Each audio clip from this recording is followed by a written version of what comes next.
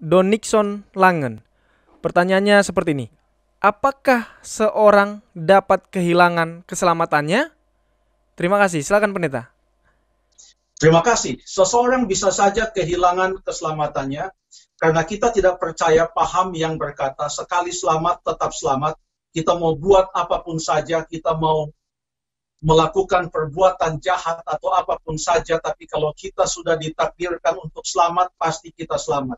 Kita tidak percaya seperti itu. Sebab ayat yang sangat terkenal yang sering kita baca, yaitu Yohanes 3 ayat 16 pun mengatakan barang siapa yang percaya kepadanya. Artinya yang tidak percaya tentu tidak selamat. Bagaimana yang sudah percaya kepadanya, lalu kemudian dalam perjalanan hidupnya, dia kemudian apakah bisa kehilangan keselamatannya? Ada beberapa ayat yang saya mau baca. Yang pertama saya mau baca di dalam 2 Timotius pasal yang keempat.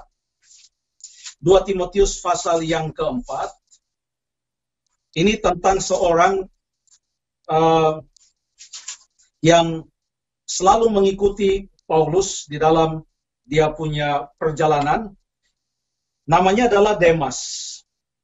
2 Timotius 4 ayat 10, karena Demas telah mencintai dunia ini dan meninggalkan aku. Ia telah berangkat ke Tesalonika. Padahal tadinya Demas bersama-sama dengan Rasul Paulus, dia sangat giat di dalam melakukan pekerjaan Tuhan bersama-sama dengan Paulus. Tetapi pada waktu Paulus ada di dalam penjara, Paulus katakan, Demas telah mencintai dunia. Nah, apa yang dimaksudkan dengan mencintai dunia di dalam Alkitab? 1 Yohanes pasal yang kedua, kita buka 1 Yohanes pasal yang kedua, ayat yang ke-15, sampai ayat yang ke-17, janganlah kamu mengasihi dunia atau mencintai dunia, dan apa yang ada di dalamnya. Jikalau orang mengasihi dunia, maka kasih akan Bapa tidak ada dalam orang itu. Sebab semua yang ada dalam dunia, yaitu keinginan daging dan keinginan mata serta keangkuhan hidup, bukanlah berasal dari Bapa, melainkan dari dunia.